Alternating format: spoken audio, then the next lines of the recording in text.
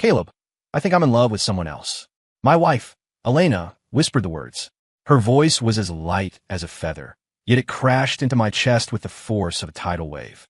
My hand, reaching out to serve the pasta, paused in midair before I slowly set the serving spoon back on the table. On the table sat a four-course dinner I had spent over an hour preparing after a long day at the office. The steam was still rising, carrying the aroma of her favorite herbs. I rubbed the bridge of my nose, closing my eyes for a second. When did this start? How far has it gone? Who is he? I didn't scream. I didn't throw plates. I just sat there, calm and composed, asking a few logical questions. My composure seemed to unsettle her more than rage would have. She twisted her fingers together, head bowed, refusing to meet my eyes. That face, the one I had once been so obsessed with, the one I thought was as pure as a Renaissance painting, was now etched with guilt and a sliver of relief. It's the art student we've been sponsoring. Julian. The name was like a needle, driven with surgical precision into the softest part of my heart. 3 years ago, Elena and I had started a private scholarship through a charity foundation to support a single fine art student. He came from the Rust Belt, somewhere deep in Appalachia. He was talented, but dirt poor. Elena, an oil painter herself, had a natural soft spot for struggling talent. She said seeing Julian was like seeing herself back when she was fighting for her dreams. So, we didn't just cover his tuition and living expenses. Elena often visited his campus to mentor him, bought him top-tier supplies, and took him to gallery openings. I was busy running my corporation, so I was happy to see her engaged. I thought this was our shared act of kindness, an extension of our love and values. Now it seemed that the kindness I extended had grown a thorn, curving back to puncture my own lung. How far has it gone? I repeated the question, my voice void of any fluctuation. Elena's body trembled. She finally looked up, her eyes swimming with tears. Caleb, I'm sorry. It's mostly a spiritual connection. He's so pure, like a blank canvas. Being with him, I feel alive again. We haven't physically slept together yet, but I know my heart isn't here anymore. Emotional infidelity, then? I summarized it for her. She bit her lip and nodded, tears finally spilling over. Caleb, I know this isn't fair to you. You treat me well. Too well. Our life is like a precision instrument. Perfect, stable, but cold. You've given me everything a woman could envy, but I feel like a bird kept in a gilded cage. Julian, he makes me feel passion. He makes my heart race. A bird in a gilded cage. I looked around our penthouse duplex in downtown Manhattan, at the priceless paintings she had created hanging on the walls, at the pigeon blood ruby ring on her finger that I'd won at auction last year. My heart felt like a wasteland. I thought I had given her the world. Turns out I just built a cage. Understand, I nodded. What do you want? A divorce? My directness stunned her again. She had probably rehearsed 1,000 scenarios. Anger, interrogation, agony, begging, but she hadn't anticipated this near-clinical level of reasonableness. She stammered. I don't know. Caleb, I don't deserve you. I've wronged you. It's okay. I stood up, walked to the study, pulled a file from the desk drawer, and placed it in front of her. This is a divorce settlement agreement. I've already signed it. Her pupils contracted violently. She looked at me in disbelief, then at the document. The bold black signature, Caleb Vance, was scrawled at the bottom in my familiar, aggressive hand. When did you prepare this? Her voice began to shake. A while ago. I pulled out a chair and sat opposite her. Elena, we've been married 7 years. I like to think I know you. You chase romance, pure art, and emotion. I'm a businessman. Our worlds were never fully compatible. All these years, I tried to give you everything, trying to merge our worlds, but it seems I failed. I pointed to the agreement. This penthouse, market value is around $4 million. It's yours. The car you drive, the red Porsche 911, is yours. I will also wire you $7 million in cash as a settlement. We have no children, no tangled assets to dispute. It's very simple. I have only one requirement. We meet at the lawyer's office tomorrow morning to finalize it. Elena's face went from flushed to pale, then to a sickly shade of gray. She didn't look at the agreement, which was, frankly, a fortune. She just stared at me, trying to find a trace of reluctance or pain on my face. She failed. My face held only the exhaustion and detachment of closing a business deal. Caleb, she trembled. Did you never actually love me? A killer question. I was silent for a moment, then asked, does it matter? Since you love someone else, what is the point of discussing whether I loved you in the past? It matters. She suddenly became agitated, like a cat whose tail had been stepped on. What was our marriage then? If you didn't love me, why were you so good to me? If you did love me, how can you let go so easily? You won't even try to stop me? You don't care at all." Her accusation was almost laughable. She was the one proposing divorce, the one betraying our vows. Yet she was the one questioning why I wasn't begging her to stay. "Elena, you brought this up. You said you love someone else. I am fulfilling your wish, giving you freedom, and guaranteeing you a wealthy life. What else do you want? Do you want me to hug your legs and cry, begging you not to leave? So the three of us can torture each other in some twisted dynamic." I stood up, done with the conversation. "Read the agreement. If there are no issues, meet me at the firm at 9:00 a.m. I'll sleep at the office tonight." I turned toward the foyer, grabbing my suit jacket and car keys. Behind me came the sound of her suppressed sobbing, filled with grievance and confusion, as if she were the one being abandoned. I didn't look back. I closed the door, sealing her crying inside that expensive cage. I stepped into the elevator, looked at the expressionless man in the mirrored reflection, and tried to pull the corners of my mouth up. I couldn't smile. "Elena, you ask why I don't cry? Because my tears ran dry 7 years ago." The next morning at 9 a.m., I arrived at the law firm. Elena was there. Her eyes were swollen, her face haggard, wearing a simple white dress as if attending a funeral. Standing next to her was a young boy, Julian. He wore a washed-out t-shirt and jeans. He was thin, his eyes clear, but carrying a mix of stubbornness and anxiety. Seeing me, he subconsciously pulled Elena behind him, striking a protective pose. It was ridiculous. He lived on my money, pursued my legal wife, and now postured to protect her from me. I ignored him and looked at Elena. "Did you bring the agreement?" Elena pulled the document from her bag and handed it to the paralegal. I noticed her hands were shaking. The whole process was incredibly fast. Because the agreement was clear and the asset division generous, there was no arguing. We were like two synchronized business partners signing the final contract. When the notarization was complete, a sense of relief washed over me. Done. I checked my watch. Per the agreement, the title transfer for the condo and car will be handled by my staff within 3 days. The $7 million will be in your account within the week. I turned to leave. "Caleb," Elena called out. I stopped and looked back. Her lips moved, trying to form words, but eventually she just said, "Take care." I nodded, looking past her to land my gaze on Julian. I walked toward him. The boy's body instantly tensed, his eyes full of guard. I stood in front of him, half a head taller, close enough to see the nervous sweat on his forehead. "Julian," I said, my voice flat, "congratulations. Your pure love has won." His face flushed red. "My feelings for Elena are sincere. It's not what you think." "What do I think?" I smiled faintly. "I'm not thinking anything. I just want to remind you of something. Elena is a woman accustomed to a certain lifestyle. The water she drinks is flown in from France. Her aromatherapy oils are custom blends from a boutique in Italy. Her monthly skincare and wardrobe budget is more than you would spend a year, maybe several. From now on, that's all on you." Julian's face turned a deeper shade of crimson, half shame, half anger. "I will work hard. I can paint. I can make money. I will give Elena happiness. With my own hands, not like you, reeking of dirty money." "Good. Ambitious." I patted his shoulder. He flinched at the weight of my hand. "I hope the speed at which you monetize your talent can keep up with the speed at which she spends money. I wish you happiness." I didn't look at them again. I walked straight to my car. In the rearview mirror, I saw Elena squatting on the sidewalk, covering her face, sobbing uncontrollably. Julian tried clumsily to comfort her, but she only cried harder. Why the tears? Hadn't she finally escaped the prison and run into the arms of a great romance? Perhaps the freedom I granted was too crisp, too absolute, making the pathetic little guilt she used to decorate her betrayal feel superfluous and cheap. Life after divorce was quieter than I expected. My focus shifted entirely back to work.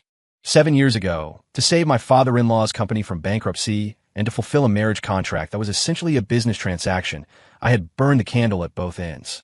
I took a small architectural firm and built it into the Vance Group, a titan in the industry today. After marriage, to accommodate Elena's moods, I had deliberately slowed down. I carved out huge chunks of time to be with her, gallery hopping, sketching trips to European villages, doing all the things she considered romantic. Now I could work without distraction. My assistant, David, noticed, "Mr. Vance, your intensity lately. It's terrifying. It's like you're running on rocket fuel." I smiled and didn't explain. Only in the dead of night, returning to that empty penthouse, would I feel a moment of disorientation. I hadn't sold the apartment. It was mine before the marriage, but I had the cleaners remove everything that belonged to Elena. Her paintings, her clothes, her scents. Everything carrying her trace was boxed up and shipped to her new $4 million condo. Friends heard about the divorce and came to console me. My childhood friend, Marcus, was indignant over drinks. Caleb, you spoiled her too much. Elena is a pampered princess who doesn't know how the world works. And that pretty boy, eating your food, taking your money, and sleeping with your wife. How the hell do you tolerate that? If it were me, I'd have his legs broken. I swore my glass of scotch. What good would breaking his legs do? It would only make Elena see him as a martyr for love. She'd follow him even more blindly. Marcus paused. So, you're just letting it go? $7 million plus a luxury condo. That's an expensive divorce. You let them off easy. Easy. I took a sip, the amber liquid burning down my throat. Marcus, what do you think is the greatest punishment for them? Ruin them. Make them penniless. I shook my head. No, the greatest punishment is to hand them exactly what they crave, untouched, and then let them watch as it rots and stinks in the face of reality. So-called pure love, once touched by the grit of daily survival and the need to bow before money, quickly loses its halo, revealing the ugly core beneath. I didn't want their brief pain. I wanted them to chew on the bitter fruit of their choices for a long, long time. My prediction came true faster than I imagined. About 3 months later, Marcus brought news. Elena had sold the red Porsche. Heard from a guy at the dealership. She sold it in a rush, way below market value. Probably cash flow issues, Marcus said, gloating. I wasn't surprised. $7 million is an astronomical sum for a normal person. But for Elena, who was used to infinite resources, it was just a number that gave her a false sense of security.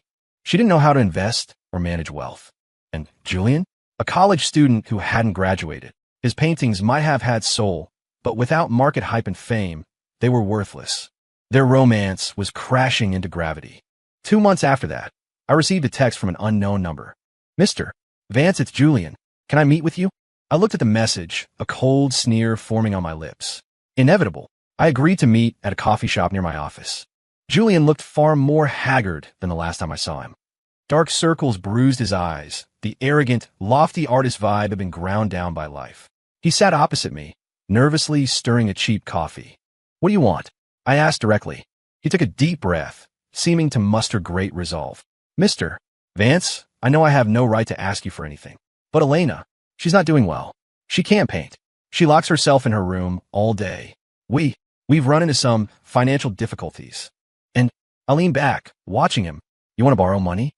His face went red instantly. No, I'm not here to beg for money. I wanted to ask if you could. Maybe use your connections to help me sell some paintings? Or introduce me to some commercial illustration work. Anything that pays. The artist who once screamed about not bowing to dirty money was now voluntarily placing his art on the scales to be weighed for cash. Elena knows art better than anyone. She knows gallery owners, curators. Why doesn't she help you? I asked, knowing the answer. Julian's eyes dimmed. She tried. But those people, they were only polite to Elena because of you. Now, they say my work is too amateur, no commercial value. Elena hit a wall a few times and stopped going. How realistic and how tragic. The adoration and respect Elena enjoyed in the art world. How much of it was for her talent and how much was for Mrs. Vance? She probably couldn't tell the difference until the tea went cold and the guests left. Mr. Vance, please. Julian's voice cracked with desperation. I can't watch Elena suffer with me. If you help me this one time, I'll work like a dog for you. I looked at him. I looked at this young man who, for the sake of love, destroyed my marriage and ruined his own future. His face was written with helplessness and servility. He probably thought I would humiliate him or demand harsh terms. Instead, I calmly pulled a business card from my wallet and slid it across the table. This is the owner of the Apex Gallery, Arthur Cole. Go see him. Tell him I sent you. Let him see your work. Whether he helps you, and how much, depends on your own ability. Julian froze. He couldn't believe I agreed so easily. He picked up the card, his hands trembling. Mr. Vance, I'm not helping you for your sake, and certainly not for Elena's. I cut him off. I'm doing it for that pure love you talked about. I leaned forward slightly, staring into his eyes. I want you to see clearly just how fragile your pride is. It survives only on my charity. Your claim of using your own hands is a joke. Julian, from the moment you fell in love with her, you were destined to live in my shadow forever. That is your real punishment.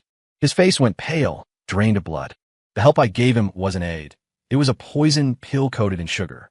He could refuse, and continue to struggle in the mud with Elena, watching their love ground to dust by poverty. Or he could accept and forever bear the brand of the ex-husband's charity, never able to lift his head in front of the woman he loved. Checkmate. I watched him leave, looking like a lost soul. I felt no joy, just a boundless desolation, because I knew this revenge was far from over. The real show was yet to come. Arthur Cole at the Apex Gallery respected my referral. Not long after, he organized a small solo exhibition for Julian. People in the circle knew my relationship with Arthur, so they showed up to save face. The exhibition was a success. Julian sold a few paintings, not for huge sums, but enough to solve their immediate crisis. The media even ran a few pieces calling him an up-and-coming visionary. For a moment, Julian was flying high. Marcus called me, sounding pissed. Caleb, I don't get you. You're funding the enemy. That kid is walking around with his nose in the air, telling everyone he made it on his own talent. No mention of you. Let him say what he wants, I replied, flipping through a file, my tone even. Aren't you afraid they'll actually live happily ever after now? Marcus, remember this. It's easy to go from rags to riches, but hard to go from riches to rags. I said quietly. I gave him a piece of candy to make him forget the bitterness of life for a moment. But Elena's appetite can't be satisfied by a single piece of candy. When Julian's ability to monetize his talent fails to keep up with Elena's consumption again, the bigger conflict will explode. A man's greatest pain isn't poverty. It's having had wealth, losing it, and watching helplessly as he fails to get it back. I gave Julian hope, only to turn that hope into a noose. Sure enough, after the initial buzz of the exhibition faded, Julian's art fell back into obscurity. His talent was real, but he lacked the depth and experience to consistently churn out market-ready work. Their lives, after a brief return to decency, rapidly slid back into financial strain. And this time, Elena's complaints and dissatisfaction became undisguised. My assistant, David, reported these things to me discreetly. He said people saw Elena and Julian arguing in a gallery. Elena accused Julian of being stagnant, his art empty. Julian shot back that she didn't understand art, only money. The former soulmates were now enemies over cash. How ironic. The moment I decided to pull the net closed was a chance encounter. I was accompanying a key partner to a high-end club, the Gilded Lily, to discuss a deal. In the lobby, I saw Elena. She was wearing heavy makeup and a revealing black dress, drinking with a bloated, middle-aged man. The man's hand was resting inappropriately on her waist. She was smiling, but the humiliation and stiffness in her eyes were impossible to hide. I recognized the man, Mr. Baxter, a notorious lecher in our circle. My heart felt like it had been violently squeezed. Even though we were divorced, even though she betrayed me, seeing her degrade herself like this, I couldn't remain indifferent. I made an excuse, left the private room, and called her number. It rang for a long time before she picked up. Background noise of music and vulgar laughter filtered through. Hello. Her voice was raspy and guarded. It's me. The line went silent. She seemed to move to a quiet corner. Caleb? Why? Why are you calling me? Are you at the Gilded Lily? I asked. She fell silent, her breathing quickening. Elena, if you need money, ask me. You don't need to do this. My voice was as cold as ice. She suddenly laughed, a sound full of misery and self-mockery. Ask you? Caleb, what right do you have to manage me? We're divorced. Who I'm with, how I make money, has nothing to do with you. Do you feel accomplished seeing me this pathetic? I don't. You do. She shrieked, cutting me off. You want to see me regret it. See that I can't live without you. I tell you, even if I die, I won't take another cent from you. She screamed the last words and slammed the phone down. I listened to the disconnect tone and closed my eyes. I realized my revenge had twisted her pride, pushing her to another extreme. This wasn't the outcome I wanted. It was time to let her know the whole truth. I didn't contact Elena again. Instead, I went straight to Julian's studio. It was a shabby room in a basement apartment in Queens, damp, dark, the air thick with turpentine and paint. Julian was painting. When he saw me, his face cycled through shock, embarrassment, and hostility. What are you doing here? Just checking on the visionary's new work. I looked around, my gaze landing on the unfinished canvas on the easel. It was a distorted face, full of pain and struggle. Seems your great love hasn't brought you much inspiration. None of your business. He threw down his brush, like a provoked lion cub.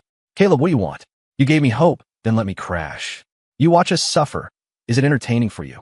No, not entertaining at all. I shook my head and walked toward him. Julian, I came today to tell you a story. I pulled over a stool and sat down, ignoring his glare. 7 years ago, I was a poor kid with nothing, just started my own architecture firm. Elena was the only daughter of the famous Professor Sterling, a goddess in the industry. We met at an academic forum. Professor Sterling admired me. He wanted to set me up with Elena. Elena back then, she was beautiful, talented, like a fairy untouched by the dust of the world. I admit, I fell for her, but our backgrounds were worlds apart.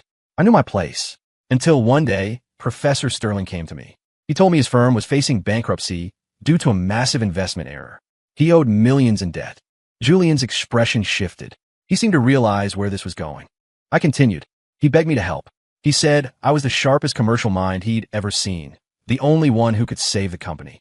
In exchange, he would hand the firm's management to me, and he would have Elena marry me. Sound like a joke, right? Using a daughter's marriage to save a company. But it was his only way out. Elena. She agreed to marry me to save her father. She believed our marriage was a transaction from day one.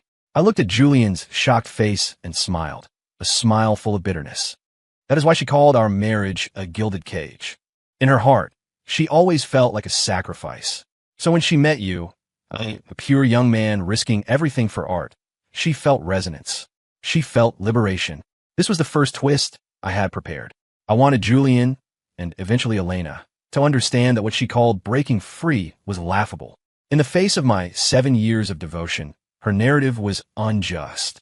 I spent 3 years working sleepless nights, turning a debt-ridden mess into the Vance Group. I paid off all the debts.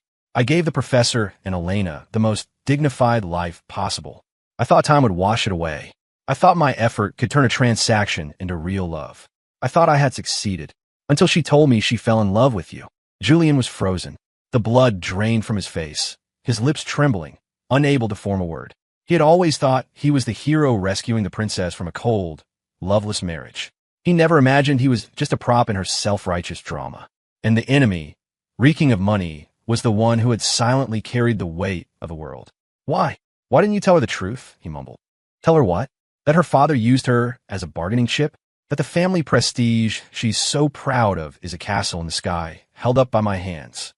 I stood up. I was protecting her dignity. I wanted her to remain the fairy. But she took my protection for granted. I looked down at him. Julian, do you understand now? The love between you two was built on a lie from the start. She doesn't love you. She loves the illusion of escaping reality. I turned and left, leaving him to digest the brutal truth. I knew he would tell Elena.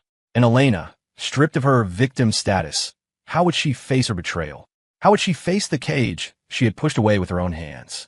That night, I got a call from Elena. She was screaming hysterically. Caleb, you liar. You devil. Why didn't you tell me sooner? You made me look like a fool. Tell you and then what? Have you be grateful and stay with me? Elena, that's not love, that's guilt. I don't need it. I answered calmly. You ruined me. You ruined everything. The person who ruined you is yourself. I hung up. For the next week, she called and texted like a madwoman. Curses, then questions, then begging. I didn't reply to any of it. Until a week later, she appeared in the lobby of my building. She looked terrible, skeletal, her unwashed face as pale as paper. Caleb, let's talk. Her voice was hoarse. I brought her to my office.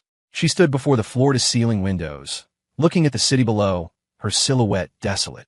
I went to see my dad, she said suddenly. He admitted everything. Okay. I poured her a glass of water. She turned around, tears streaming silently. I'm sorry. Caleb, I'm really sorry. I didn't know. I didn't know you did so much for me, for my family. I always thought I was a cold-blooded businessman taking advantage of a crisis. I finished for her. She closed her eyes in pain and nodded. I was wrong. I was so wrong. She opened her eyes, filled with regret. Julian and I, we broke up. He was right. I didn't love him. I loved a fantasy. Caleb, can we go back to how it was? She finally asked it. This belated attempt at reconciliation might have stirred something in me months ago. But now? No. I looked at her. The face in front of me overlapped with the smiling girl in my memories, then peeled away. I shook my head. Elena, we can't go back. Why? She stepped forward, grabbing my arm, her nails digging deep into my flesh. Is it because you still blame me? I admit I was wrong. I'll change. I'll do anything for you. Please, give me one more chance. No, it's not that. I gently pried her fingers off my arm. I walked to my desk and unlocked a drawer. From inside, I pulled out a picture frame. Inside was a yellowing photograph. A little boy about 4 or 5 years old, laughing innocently, He had chubby cheeks and bright eyes. When Elena saw the photo, her body went rigid. The blood drained from her face instantly.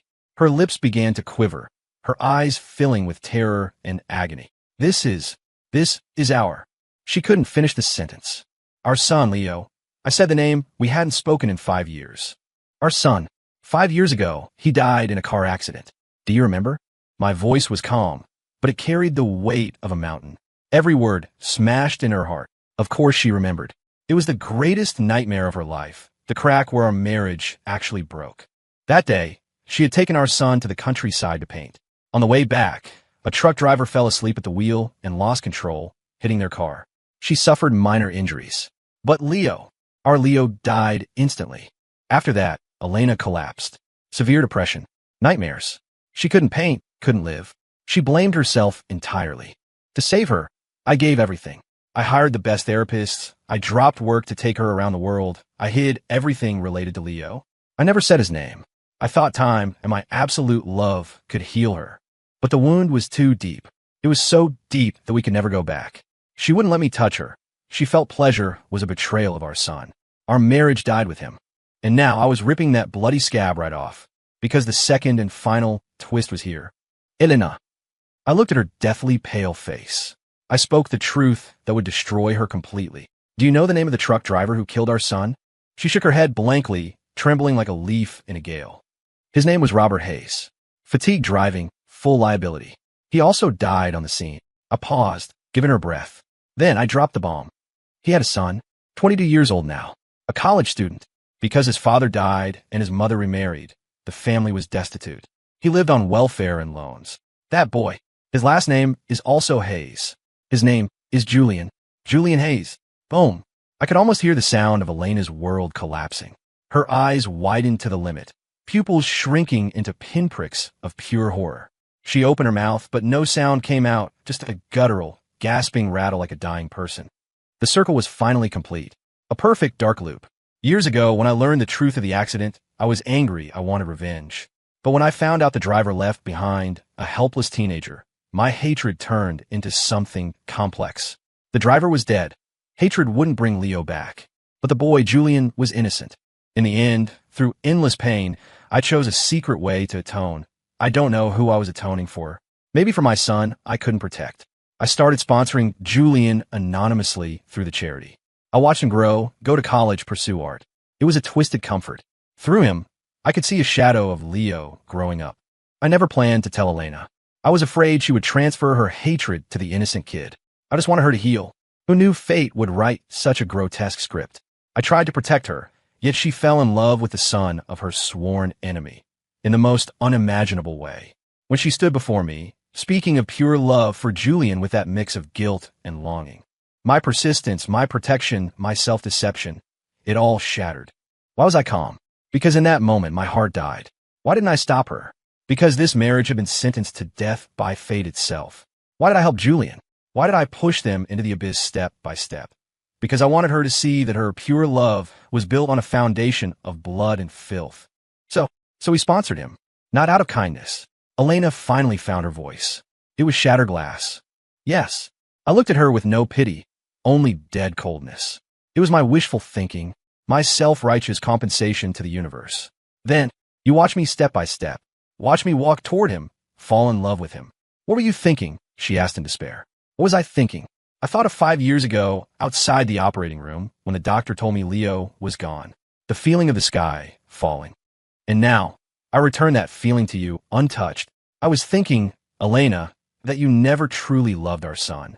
If you loved him, your body, your intuition would have made you feel sick when you got close to a Hayes. You would have felt pain, not passion, not excitement. That sentence was the straw that broke the camel's back. Elena let out a gut-wrenching scream.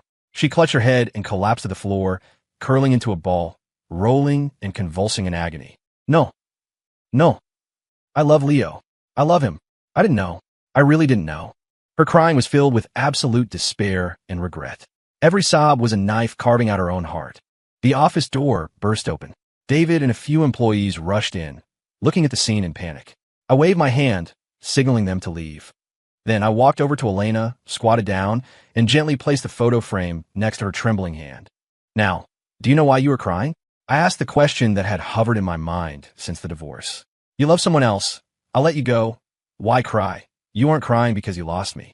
You aren't crying because the marriage is broken. You are crying because you personally destroyed the last shred of dignity you had as a mother. You are crying because you used your so-called affair to desecrate the only memory of our son. You are crying because you finally realized your life is a complete, absurd tragedy. And I am just the spectator. I stood up and took one last look at her. The woman who was once my entire world was now lying on the cold floor, a heap of mud that could never be shaped again. Her screaming faded into repressed, hopeless whimpering. I didn't stay. I turned and walked out of the office. Behind me lay her endless regret. Ahead of me, facing the blinding sunlight through the windows, lay a future without her. In the sky, I seemed to see Leo's innocent, smiling face again. I whispered softly, "Leo, Daddy got revenge for you." At the corner of my eye, a cold liquid slid down. It turned out my tears hadn't run dry. I was just waiting for a moment worth crying for. Story complete.